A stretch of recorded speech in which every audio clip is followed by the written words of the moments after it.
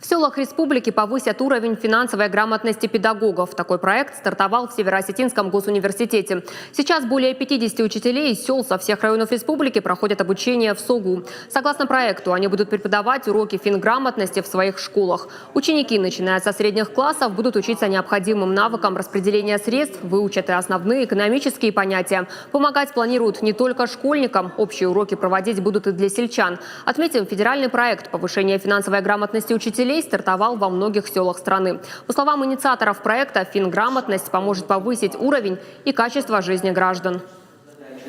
Нас пригласили на программу, которая является на сегодняшний день очень важной для развития нашего общества, как уже взрослого поколения, так и, наверное, будущего поколения молодого, которые должны обладать определенными финансовыми знаниями, которые им помогут в дальнейшей жизни. Потому что не каждый ребенок понимает значение денег, значение будущего их и так далее.